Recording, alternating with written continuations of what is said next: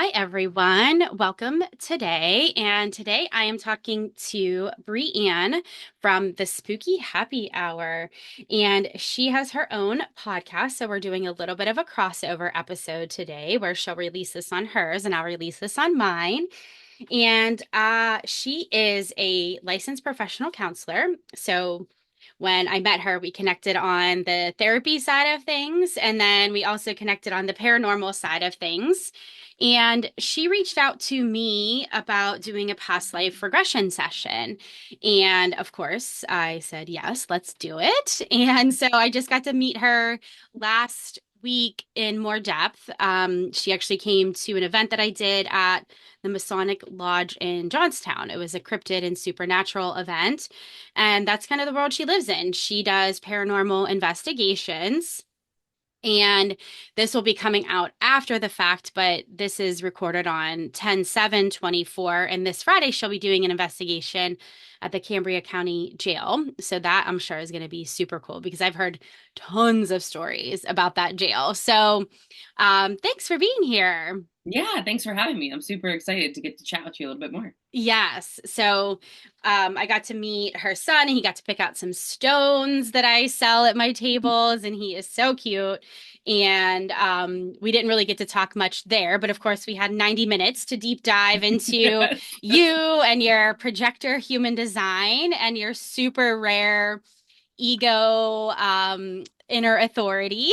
So we kind of just scratched the surface of that. And then You I was did. like, wait, you're not here for a human design reading. You're here for a past life regression. So let's In the get to future, though, it. I'm sure human design and us, me and you are going to have a Yes. great chat about that. Yes, absolutely. Because projectors do view the world so differently. And then when you really distill down the projector type into the inner authority, if somebody has an emotional inner authority, that's 70% of the population. So even though they're a projector by type, their decision making is still very similar to other people.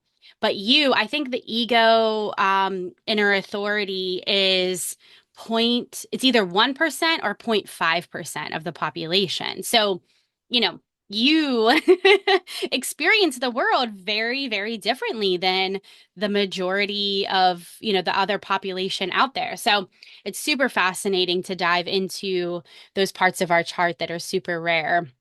So I I just had wish to that I talk about it. wasn't 33 years old before I figured I know. all of it out, Like, had someone Hmm. come to me and said, hey, by the way, one, you're going Hmm. to experience a lot of hardship in this life, maybe Yep. even more than some other of your counterparts. Two, you're going to feel chronically misunderstood, Yep. which makes you feel like shit about yourself.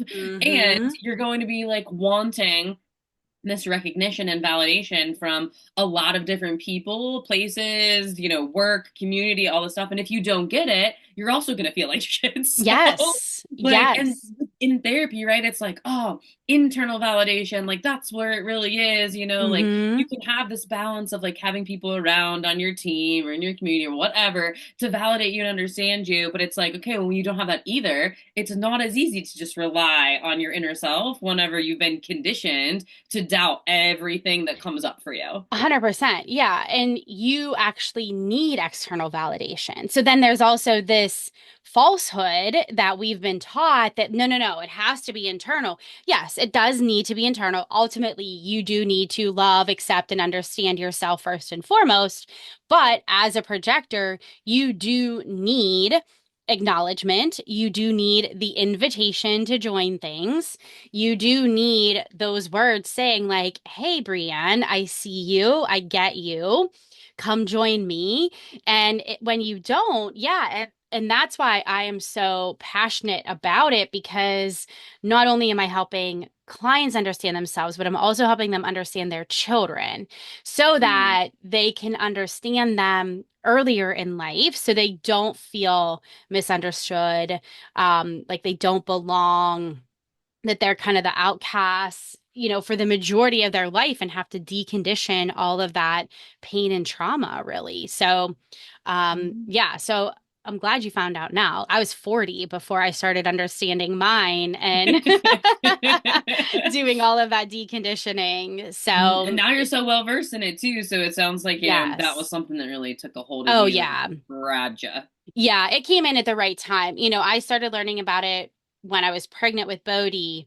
And so then when he died, that gave me like a good distraction of being able to use my brain in learning something that's going to help myself, help my family, and not just kind of dwelling in like all of that pain and heartache. So it came around at the right time where I could really focus in on it. That was very purposeful. Yes, yes, exactly. Yeah, and I think too with understanding this is understanding that we all have these parts of ourselves that are super rare. So mine is the quadruple split and then a defined heart. And, I do feel similar to projectors in that I have to turn things four different ways essentially before I land on my decision making.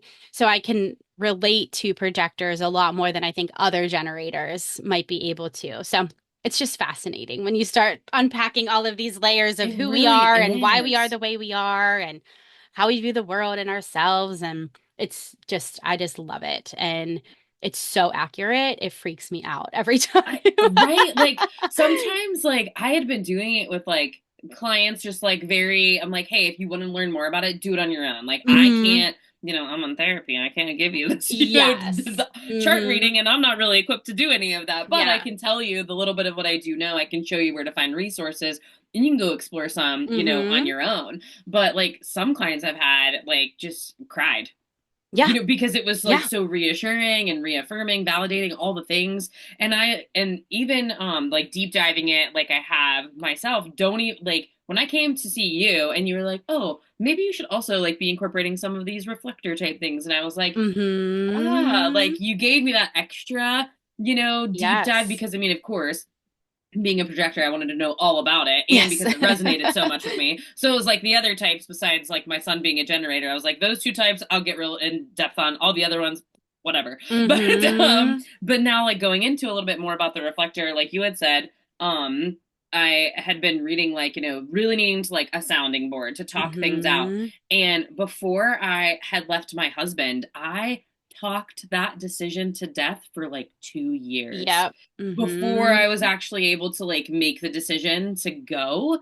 And Hmm. so, and all my friends were like, dude, we've had this conversation 900 times. I'm like, but I'm missing something. There's a But there's piece that's one more missing. thing. There's one Yeah, more it's thing like I need to I'm figure waiting for out. something. Hmm. So when I saw that, I was like, I'm not just annoying. I really Hmm. need to do this. Yes. Like, Yes, you might be annoying to people who don't think and work like that, but Mhm. ultimately, that is how you need to honor yourself in your decision-making process. And yeah, I told my publisher at one point, I was like, hey, when you ask me questions and I respond quickly, don't listen to that response because that's my knee-jerk reaction is to like, because that's how we're conditioned. Like you need to respond immediately.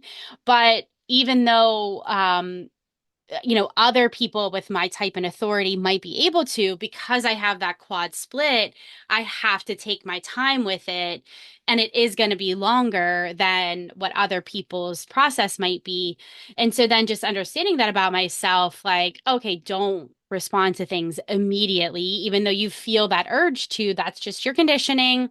Slow down, take a breath, feel into it, turn it every which way, and then Right. make your decision. So I See it from changed my, all yeah, sides. I changed my cover. I bet it was like four or five times because I was like, no, no, this is what I want.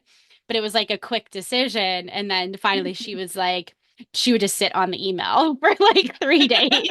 And then I Like would, she will get to me when she is ready to say yes, this is the final answer. yes, exactly. So, yeah, ultimately, it is just understanding ourselves on a deeper level, which is what we do in therapy. But this is like black and white, a system of saying, like, here it is. This isn't just you being quote unquote crazy or weird or annoying. This is actually written in your chart, and there is something to learn in this lifetime about your soul, yourself, your interactions with the world. And yeah, because It's like, this is who I was designed to be. And it's like to yes. say it out loud, I'm like, oh, it's easier to follow rather than this is how I should be or this is what I should be doing. It's like, Uh-huh. no, this is how I was designed to be. And Mm-hmm. even like kind of waiting a little bit longer to make some of the decisions because I'm like you, make it, go, do it, crush it, cool, but maybe still not feel like really awesome about like that whole Mm-hmm. entire process. And when my co-host left the podcast back in July, I was like, what the hell am I supposed to do? I don't want to do the techie side of stuff. I don't know how to Mm-hmm. make a reel on Instagram. I'm too much of an older millennial to know how to do those You're things. so young. You're So hilarious. I was like, this is crazy. And then afterwards, I was like, you know what? I'm just gonna sit on it for a little bit and I'm gonna Mm-hmm. think about it more. And then I was like, I'm going to the beach and it's gonna be a full moon at the beach. Maybe I should sit underneath the full moon and really think about this or just really like just Mm-hmm. let it come to me. And I shit you not, the next day I woke up and I was like, I know exactly what I want to do with the podcast. Yeah. Awesome. And that's exactly what most of us should be doing. It is really only the splenic inner authorities that should be making the immediate decisions. And that's a super small percentage of people. And so, um, yeah, and that is it. You need to take the time, and most of us need to take the time. So we all just need to like calm down, take a Yeah, breath, chill out. just take it down a few notches and get rid of this like hustle grind culture in our minds and just yeah, just relax a little bit. Go for a walk. Woosah. Wait for the moon cycles to shift. Yeah, which is way Yes. easier said than done, but Oh, for sure. yeah. So how did you get into the paranormal investigation side of things? Well, the investigation part, I think it's more like formal, I guess, in terms of Hmm. like the paranormal community. And people are like urban exploring and whatnot, and I guess that's probably something that you could say that I was doing before. Hmm. But really since I was like 8 or 9, had a paranormal experience in my bedroom, actually this very bedroom that I'm in right now. Nice. And after that, I was just very into it. And then I watched all the shows and I read a bunch of books and did everything I feel like according to that. And but it was very still taboo and it was like, no, don't do this, or no, there's a plausible explanation for what really happened. And to my core I was like, nope, that wasn't it. So just kind of like continuing to put myself out there, and finally I was like, you know what, why don't I just do this for real, meaning Hmm. like go to these actual like established haunted locations with real equipment and see what you can get rather than Hmm. just have these experiences and stories that you could tell, which are still amazing. Yeah. But like, let's document it a little bit. Hmm. So really over this whole last year is the first time that I've really deep dived into real haunted locations with equipment and started documenting my journey. And then ever since then, I was like, yeah, this is what I'm supposed to be Yeah. doing. Yeah. It is. It's so fun. That and really getting into the paranormal investigations kind of propelled me back into my skills again, back into the more psychic medium side of myself. And we actually did well, after my brother died in 2007 was when we had always gone to like my grandma, tea leaves read, mediums, tarot, those kinds of things growing up. And then, I went to college, grad school, you kind of get out of those kinds of things at different points. But grad school was when I started college and then grad school doing yoga and meditation and learning about Kundalini energy and things like that. And then when we moved back in 2007 after Bryce died, well, we moved back, he died, went to my past life certification, and then IUP used to do ghost hunts. And so there was Mm-hmm. actually a whole paranormal group there, and the professor that led that group way back, so that's like 15 to 20 years ago at this point, they were on an episode of, I don't know if it was like History Channel or something like that, but it was kids remembering their past lives, and her daughter remembered a lifetime on the orphan train, and where they used to put they used to send kids by mail out to like other family members. And so Wow. they started really getting into paranormal, past lives, all those kinds of things. So it was just like this slow unfolding of looking into all of this stuff. And so the at IUP in the old buildings, they would kind of take you around to each of the buildings. And so that was when I started using the pendulum and communicating, but then I started seeing things and I was like getting these stories and I'm like, oh, this is interesting. And just it kind of unfolded from there. And we've got some really cool pictures of orbs and different things from all of Wow. those investigations.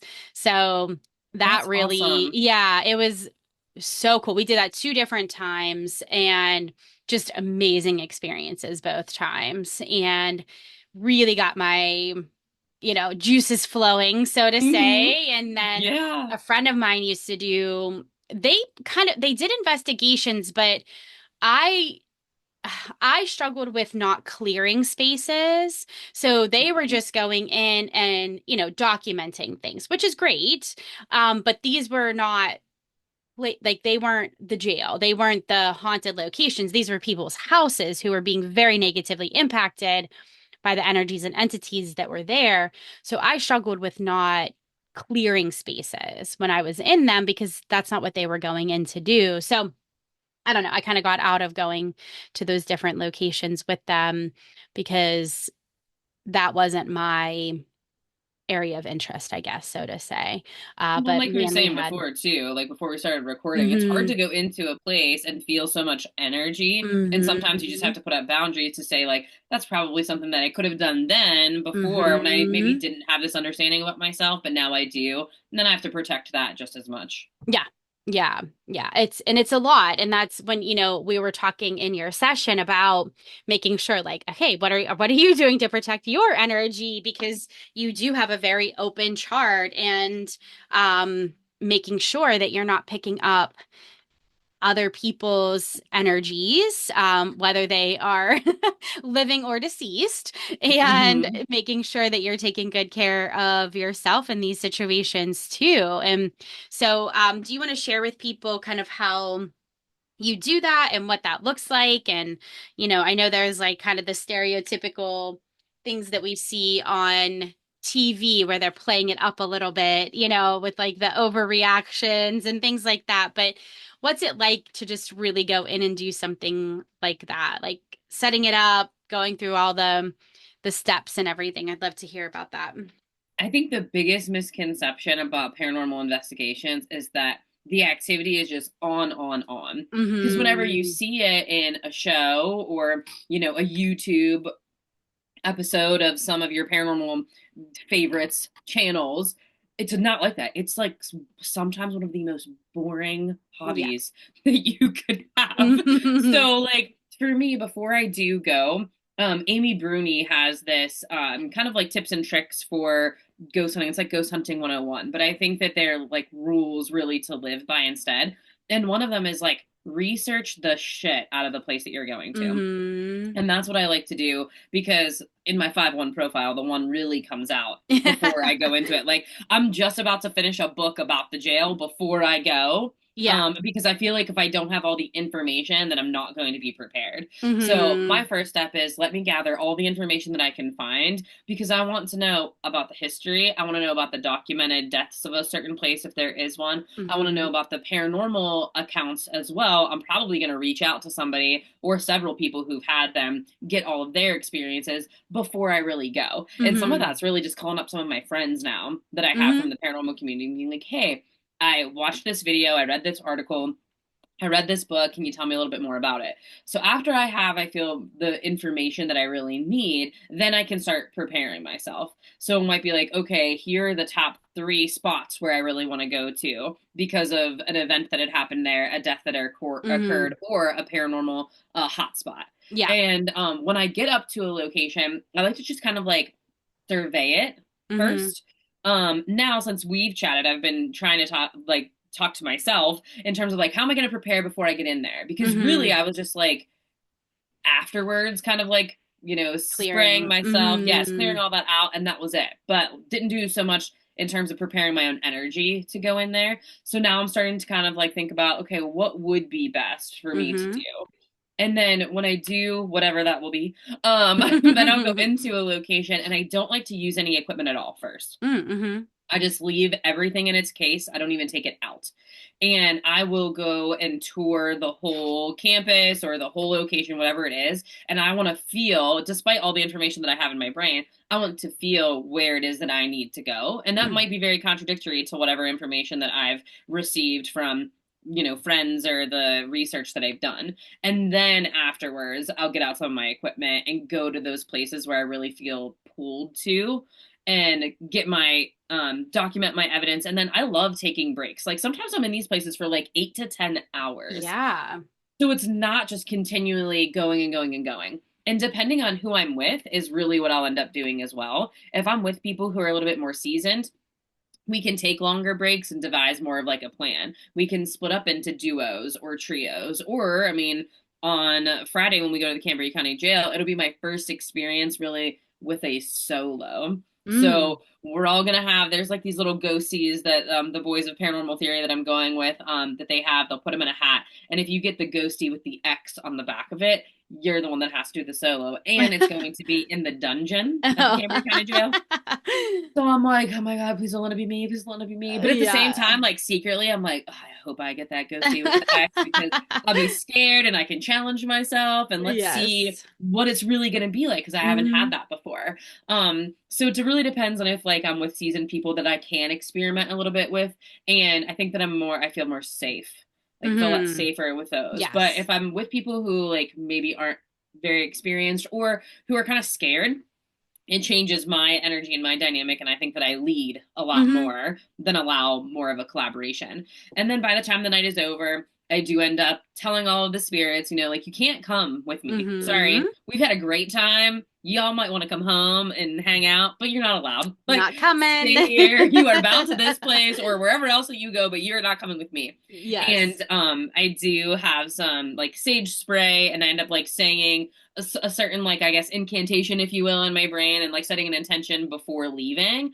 And I also spray my car because I spend a lot of time in the car when you're going Yes. like 8 to 12 hours round trip for a weekend to go to a scary place. I want to make sure that my vessel to get me back and forth also Yep. has clear of energy. Yeah, that is actually super interesting because I actually, just like we learn to smoke cleanse or sound cleanse our homes and set intentions and do the salt and the stones, I do that for my cars too because I'm like, okay, I experience way more rage in my car Yes, than for in my sure. house. So, I need to be clearing out this energy. And then, the kids get in the car after school and they're all hopped up on goofballs. And, so there Yeah. is just so much energy that happens in the car. And we are in our car all the time.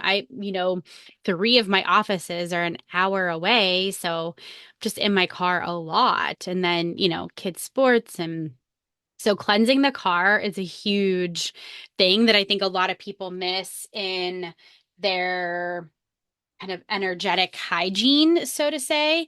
So I'd love to hear that you are clearing your car because I love that you said energetic hygiene. I'm gonna like write that I down and know like I was like, use it wait, I all of gotta the write that time. down. Yeah, energetic hygiene. I kind of like that tagline. Yes. Um, yeah, one of my friends who used to do the ghost investigations or the paranormal, she had a tag along from a jail. I forget which one it was from, but her car kept breaking down until finally her cousin, who I saw for mediumship, um, cleared her the attachment from the vehicle. I forget what she called him. But she had a name for him and everything because he hung around for so long that it was like, Wow. yeah, yeah. So, yeah, you got to be careful. I Yeah, know there's attachments are no joke. yeah, and there's like a lot of misconceptions about that, For but sure. there is some truth to it too. So, it's not that we can't do these things, but it is just being aware of what we're doing it and how we're doing it and making sure that we are doing our energetic hygiene. I love that new Yes, phrase. I know I'm gonna keep that for forever. Something I want to ask you too, just Hmm. being on the clinical side of things, being on the spiritual side of things as well. Sometimes they don't like you've had them mesh very well in your Yes. own practice. Mm-hmm. I'm wondering though, from like a cultural perspective, I have this gigantic fear of like appropriating culture to whatever it is that I'm doing. So I wonder like how you kind of I don't know, how can we stay in our lane as white women who Mm-hmm. may be practicing these things that other cultures have been vilified for. Yeah, that's such a good question. And I feel like I have a different perspective, or maybe a more comprehensive perspective, because I've done past life regressions for 17 years now. I feel like I have had an up close and personal experience with pretty much every culture out there. And I'm not saying that that gives me any rights over their culture or be okay to use certain things, but I do feel like because a lot of the people that come to me are working on their own intuition. And so when we go back to past lives where they have been healers before, and healers can be medicine men and women, shamans, priests or priestesses, herbalists, all of these different um, versions of being healers, I'm going into a lot of different cultures with them, and we're re-experiencing that lifetime and the good and the bad of it, the persecution that came along with it, um, being vilified for certain things, so it's really interesting. And I think that it's a tricky question. And there is no right answer, is what I will say. I Anything that I do, I feel like I do with intention and sacredness. And I think that is the piece that some people miss. Um, it seems more like if you're going in with well, I have the right to this, that is a different tone than saying this is a sacred practice that is beneficial for different reasons, and coming in with a humbleness, I think, is what I try to do. Does that make sense? Yeah, Okay. absolutely. I think that I get like bogged down by like doing everything, quote, like right. Like, oh, I'm going to do this the right way. And maybe like, to avoid someone else's offense or whatever that might be. And Hmm. I think that I need to like also remind myself of like, you're just not that person anyway, my Hmm. girl. You're not that Yeah. human. So like whatever you are doing, like, not to say that you're devoid of being able to take personal accountability, but like remember you're not that person. So if you Hmm. are, practicing in something that you may not have learned from your own culture, but that does make sense to you and calls out to you and is helpful to you, Hmm. then being able to do it in a way that honors the intention while still not, totally appropriating culture. Like one of the ones that like just small ways that I think that I am doing it now is that instead of saying like, sage cleansing, it's smoke cleansing. Hmm. And just, making some of those alterations that don't necessarily that make me feel a little bit better Hmm. about the way that I practice it. Yeah. Yeah. And, you know, we can grow sage in Pennsylvania, so I do have herbalist friends that grow their own sage and make their own bundles. But again, it is with a sacredness and with a reverence, and not a, I'm going to come in and this is how I'm going to make money, taking away from cultures where this is something that is their culture, it is their ancestry, and coming in with that. So yeah, it's tricky, and I don't think that there is a right answer for that.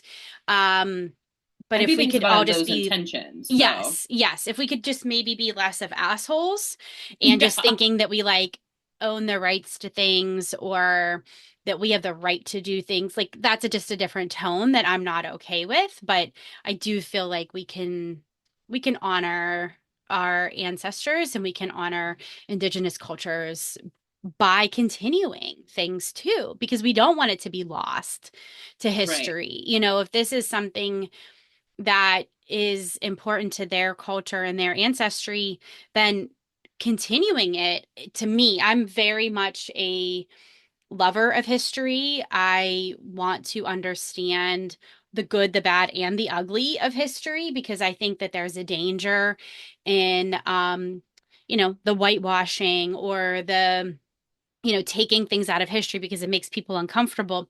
That's not okay with me. I want to know all the things. And so, part of that is saying, like, okay, I also don't want to lose these practices if a culture has been, marginalized. But I think that it would be wonderful to continue them to kind of in their honor almost.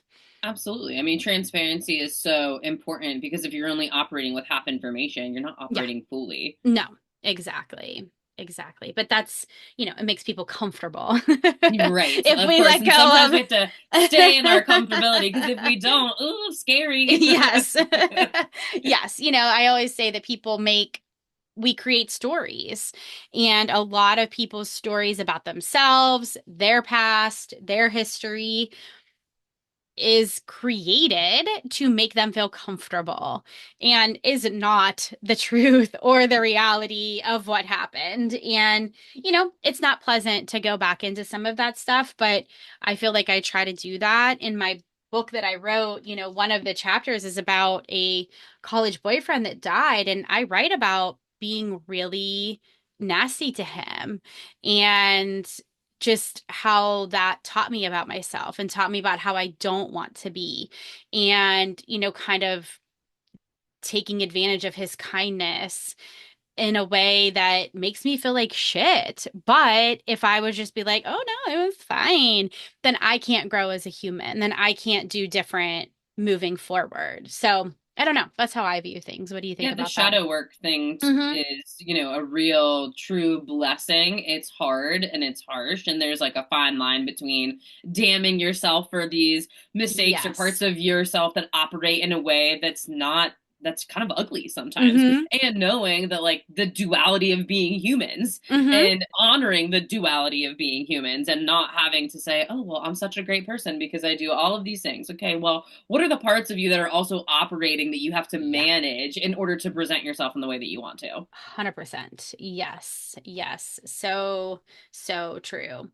Um, okay. What else? Do you want to talk about your past life session at all and how that Yeah. unfolded, how that impacted you? Kind of, yeah. Tell me Um, about your experience with it. Afterwards, okay, so well, one, like I shared with you in our session, I really was like, ugh, I'm gonna screw this up myself. I'm gonna totally get in my way. I'm not gonna have a great time. Like I Yeah. had all these like reservations, fears, and whatnot, but it worked out a lot better than I thought that it Mm-hmm. would. Definitely brought to light some things that I thought I had worked through, thought that I was over for all intents and purposes, and I'm not. So Mm-hmm. called my therapist afterwards. I'm like, hey, we got a lot to talk about, Yeah. next week whenever I see you.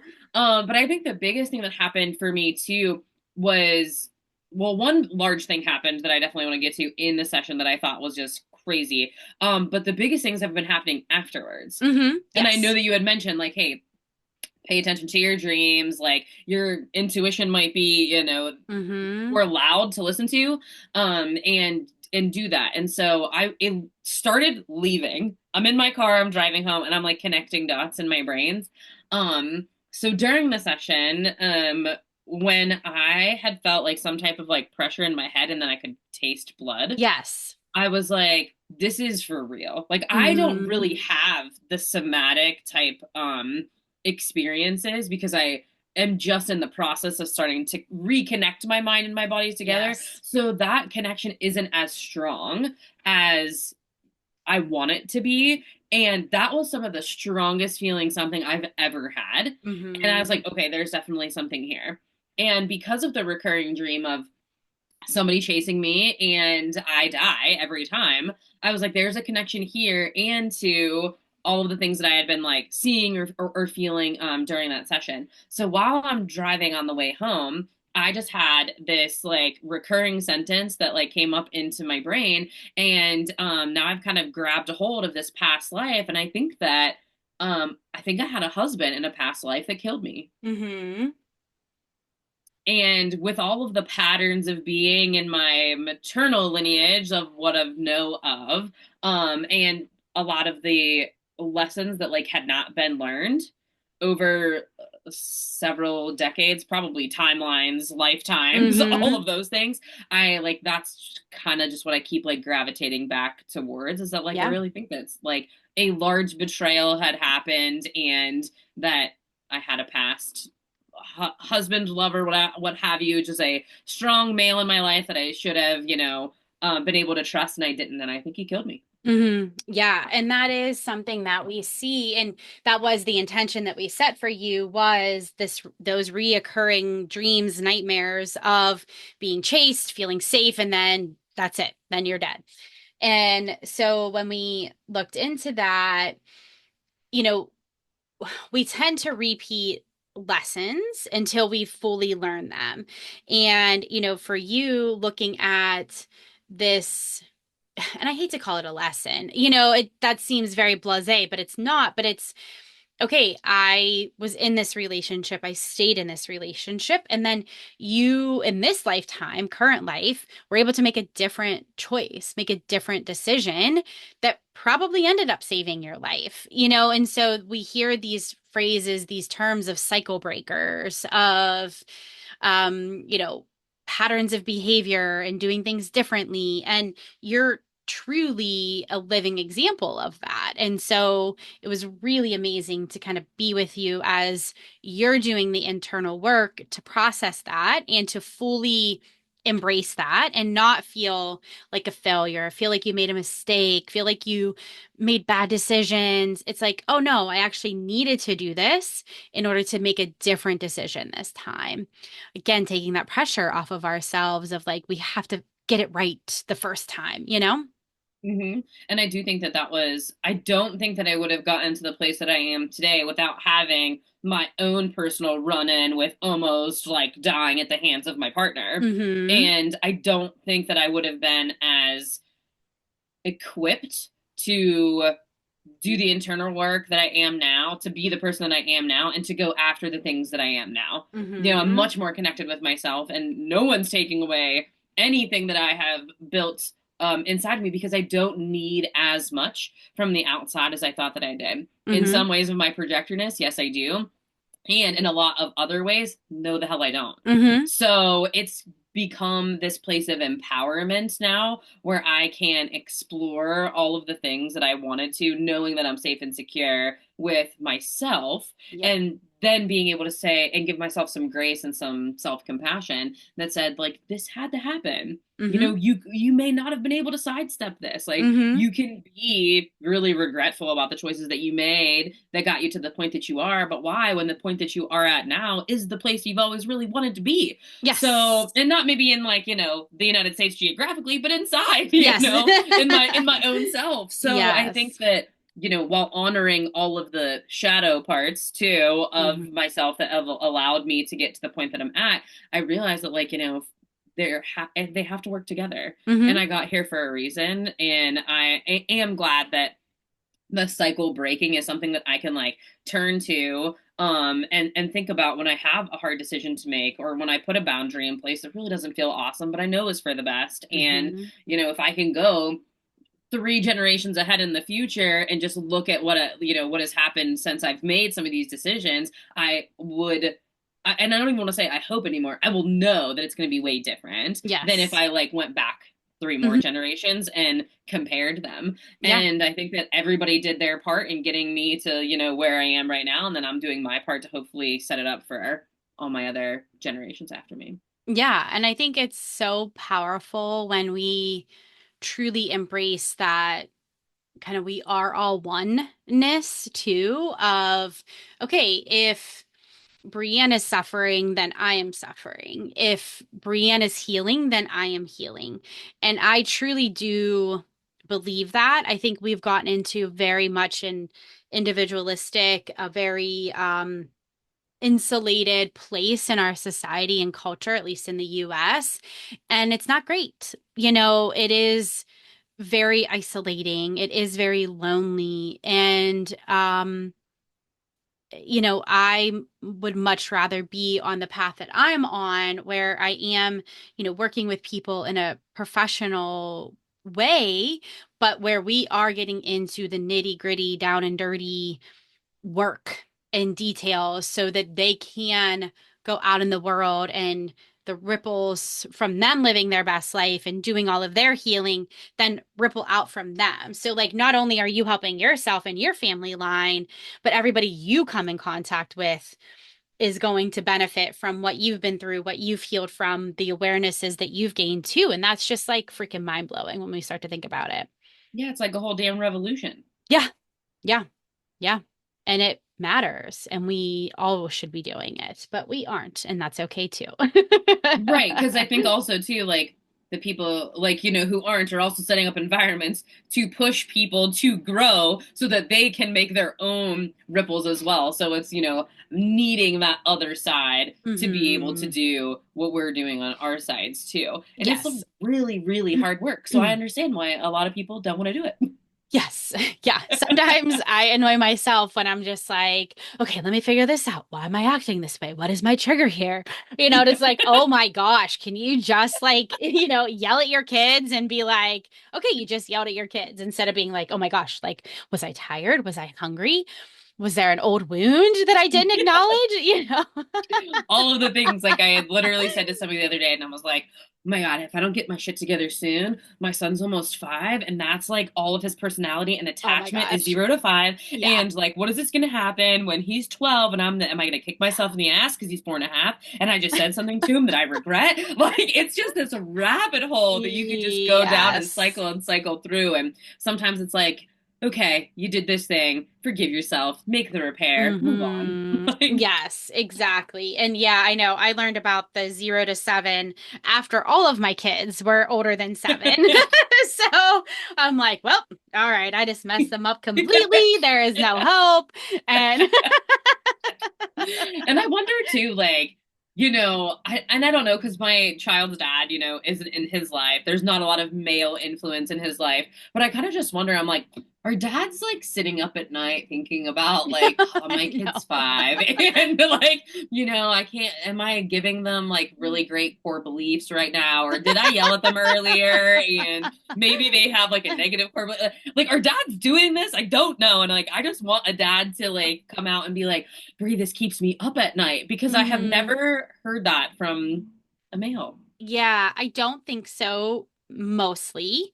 I do think, if with my husband, yes, he is thinking about that because it is a thing that we talk about in our house. And so then he does have to look at that like, oh, my tone is shitty right now. And I don't want to perpetuate the shitty tone that I grew up with, or sighing was a big deal where, sighing to because somebody wants you to ask them a question, or sighing as a form of manipulation, like that disgust or disappointment. And so like I can't sigh because he immediately like, what did I do wrong? I'm like, I nothing. I just like needed to release some energy. So it's just these interesting things that people don't even realize, especially men, realize the wounds that they carry. But, we're kind of in the thick of it right now with him going into heart failure at 43. I haven't talked about this too much on the podcast yet because I actually want to do an interview with him. But now that he's more medically stable, we are looking at the energetics, the human design piece of the heart. We're looking at the metaphysical, emotional, mental underlying piece of heart disease and heart failure and unexpressed grief. The last 3 years, he's been making sure that all of us are okay. And I don't think Mhm. is spending as much time on his own grief process. And do men even know what a grief process is? And so that's something we've been talking about. Like, how are you expressing emotion? And, um, the heart failure and the way that that all happened kind of forced him to express some emotion because he was so disappointed in, he felt like, failing his all-star team. And, so it's just interesting how these things unfold. And if we actually start looking at what's going on underneath the surface, I do think there are some men out there who are now more aware of that. But it definitely doesn't keep them up at night. I will say that. Yeah. And I just want to meet them. I'm like, can I meet like the unicorns out there that I don't think like that we all want to think is out there and I'm sure are, but don't get to come in contact a lot. Like I've been doing Hmm. therapy for 10 years and Hmm. I haven't had very many self-aware, emotionally intelligent, men. And if they are, they usually have some very powerful women in their life that Yes. can help them get to Hmm. this point. So Yes. I'm glad though that like your husband has you. He's so Mhm. lucky to have somebody who has this wealth of knowledge. I'll be sure to tell him how lucky he is to have me. Do that. Because, when we're searching for answers, sometimes we don't know where to go. And Hmm. because you have such a wealth of information and a wealth of knowledge that is not only like very clinical and things that most people would go to, but you also have, like you said, that underlying parts of it Hmm. too, that most people would be like, oh my God, where could I find that out? Or, oh, there are other things that could be impacting me other than what my doctor is telling me or my therapist is Yes. telling me or Hmm. whatever that is. So I'm glad that like he has the environment and support that he does to be able to figure this out and go on his own journey. Yeah, yeah, and that's it too. I can't take responsibility for it. He has to take the responsibility. And I think that's another thing that has evolved over time where I think a lot of I think we grow up thinking we can just outsource our well-being and, coming back to like, oh no, it comes from within. It comes from how I think, feel, and act towards myself and, kind of the world that I'm creating around myself. And yeah, I think a lot of guys are just like, okay, I'm going to go to work. I'm going to come home. I'm going to maybe be a coach or, run the kids here or there. But yeah, are they really looking at their emotions? Are they really looking at their mental well-being? And unfortunately, I don't know what your experience is, but a lot of the women that I see, obviously the majority of my caseload are women because that's the majority that are in therapy. Um, but lots of husbands with alcohol issues who are, running to the gym or on their phones all the time. So they're very much numbing from life and not really fully experiencing it either. And that is definitely, it makes it impossible to do the inner work if you're just constantly numbing yourself. Absolutely. And I mean, I think that like in a culture of like that grind and hustle and whatever, we do like want to take the time to numb, to Hmm. not feel anything, to be totally out of reality because it Hmm. just feels better that way. Yeah. And like my niche in therapy being couples therapy, I see that so often. And it's like that stereotype of like the nagging wife. Well, the Hmm. nagging wife now really just wants you to do the inner work. Yeah.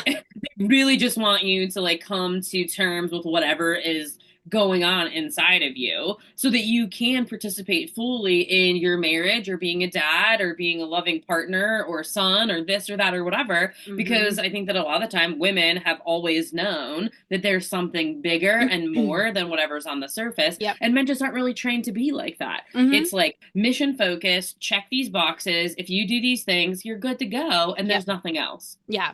Yeah. And we've seen where that gets us with a lot of the, toxic relationships and even heart disease. I mean, that's like the leading cause of death in our country. Well, let's just like take a breath and a pause and think about why men are dying from heart attacks at these young ages if they've always been grinding and numbing with alcohol and never expressing an emotion. Like, holy crap, just it totally makes sense to me why that's such an issue. But obviously, that's not something that Western medicine normally talks about. Right. It's like they're, ticking time bombs Hmm. for all intents and purposes. And it's like, okay, when do we diffuse it Yeah. and how? Yep. Yeah. And how? Yeah. And yeah, for it was interesting because I actually asked the cardiologist about this, and she talked about what did they call it? Octopus heart, where people dying from heartbreak. And the heart, they did these studies maybe in Japan. I'll have to look it up. I can't remember now. We heard a lot that day. So like my I'm sure. brain was like fried. Um, But yeah, I just kind of asked that question. I was like, do you ever talk to your patients about the mental and emotional side of things? Because I said that's the view that I always come from.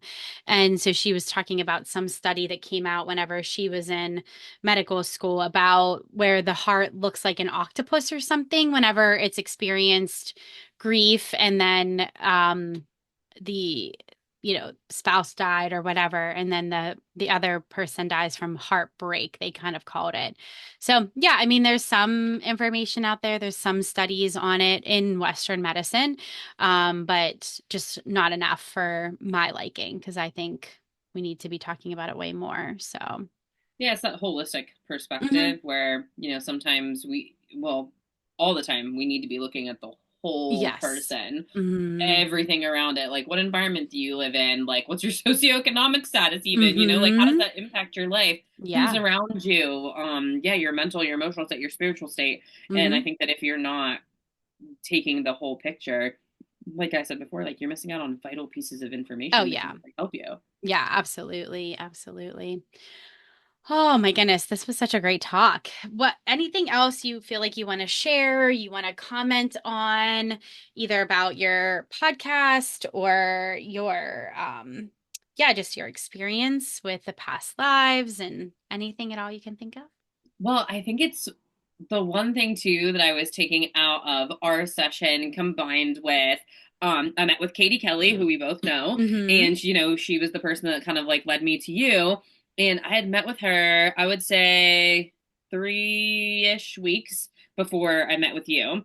And we had rescheduled from an earlier time to that day, and I actually went to her for mediumship. Now Mm. I've gone to her for several other different things, but this is the first time that I had gone to her for mediumship.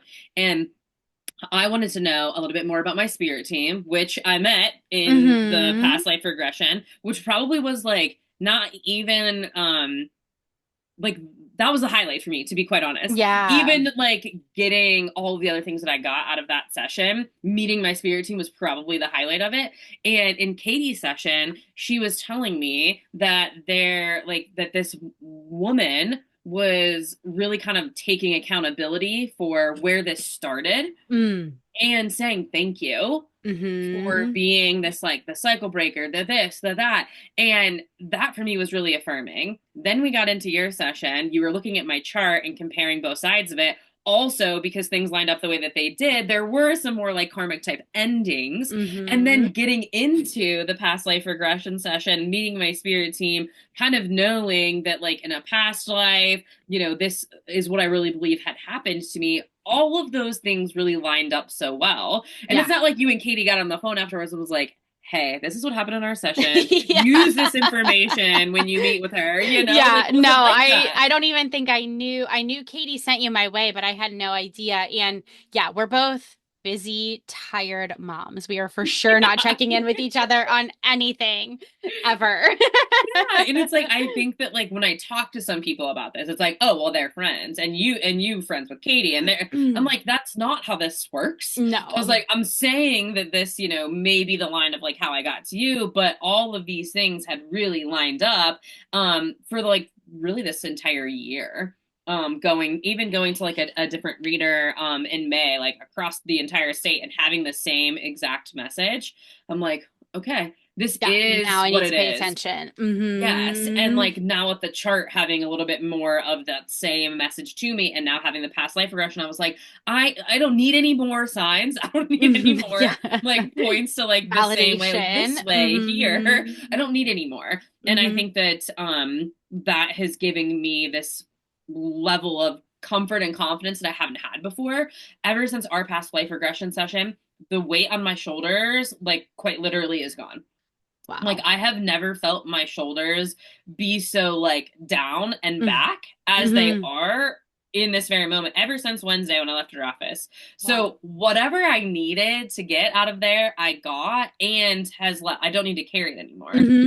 Yeah. And I thought that wasn't my intention going in, but that is the consequence, like Yeah, the the side perk. effects of what happened. Yeah. Yes, all the Hmm. benefits after. So I think that I would just say, like, in closing, anybody that would be listening to this or watching it that wants to go out and find your answers. They're there already within Hmm. you. You just need the right people around you to make you feel safe enough in order to explore it and bring it out, and then Yes. you can know that and then do it for other people too. And Yes. it's going to be worth it to take the time to invest in yourself in whatever way you need Absolutely. to. Absolutely. And also trusting that what you experience is going to unfold as it needs to. So, not everybody might have that exact linear path, but you've also been working on yourself in therapy, would you say for 10 years?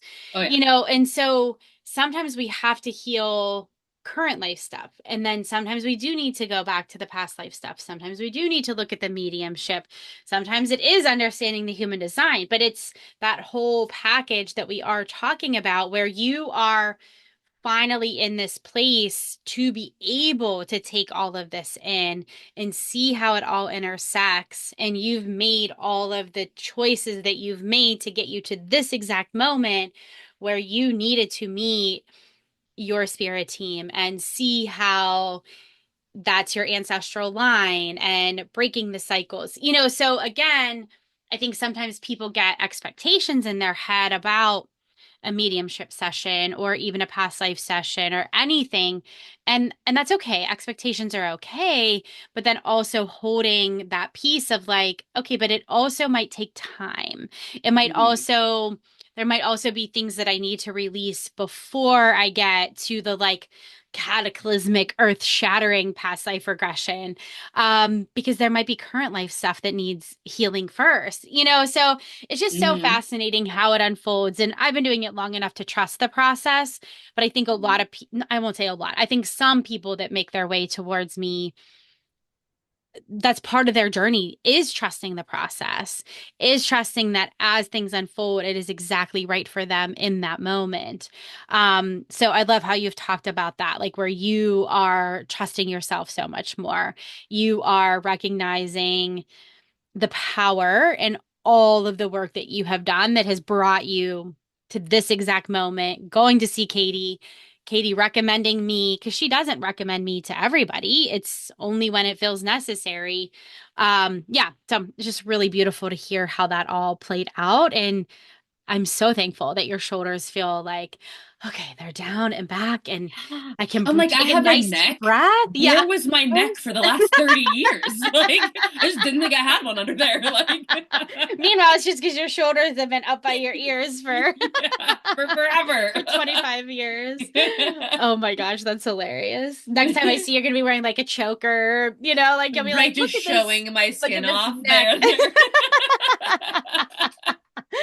Oh, it's so um, funny. Oh my gosh. Well, I appreciate you trusting me with this work because it is, I mean, obviously going back into an abusive situation, experiencing what you experienced in your past life is not easy, but trusting that we'll do the healing that we need to do to get you to the place where you feel good and lighter and freer coming out of it. It's just is such an honor to walk with people through those things. And I'm so glad to have put myself on the path and then watching all of it unfold and Hmm. just going where my heart takes me, Hmm. because that's really where all of my power is. And for pushing it off for so long, now taking it back and feeling empowered in it, like I know that there is much more to come. And I'm super Yeah. excited to learn a lot more from you because I know that I have a lot to learn. So Yes, and I can't wait to see where our journey goes from here. And I would love to join you on a paranormal investigation sometime. So if heck yeah. you ever need a buddy, hit me up. Let me know. December would be when I'm all of October is crazy. All of November is crazy. But if you got anything in December, let me know. Right, you're like, let's get out the 12-month calendar right now and see where we can fit this. Oh my God, that is the ridiculousness of my schedule. And that is how it goes. But I'm very thankful for where my business is, that is even an issue right now. Because believe me, there were times when it was like, oh my gosh, I have like nothing in my calendar. So Right? It's a good problem to have. it is a good problem to have, but I would love to join you sometime because I feel like it would be one of those, a kind of almost a full circle moment because it was really where I started getting back into all this Yeah. stuff. And um, I know we have I have thoroughly enjoyed my time with you, and I think we'd have a good time doing that work too. So, Absolutely. I already have a location in mind in my yay! brain that is closer to us. So we're going to have a good time. We'll make it Okay. happen. Awesome, awesome. Well, thank you for being here, and hello to all of your people when Yes, they hear thank you me for the everyone first time. for listening along too. And like I love the crossroads, Hmm. episode that we've done. And I will encourage everyone to go and check you out and your other podcast episodes and really the offerings that you have because you have a lot of online ones. You don't have to be a Western PA Yes. girly to be Nope. able to experience the gifts that you have. Yes, a lot of online. And for my people, I you can check out Ann's podcast, but I'm also going to be working on her getting into her skills that she can also offer in Hmm. different ways than just an LPC. So stay tuned for that. And yes, thank you all for listening today.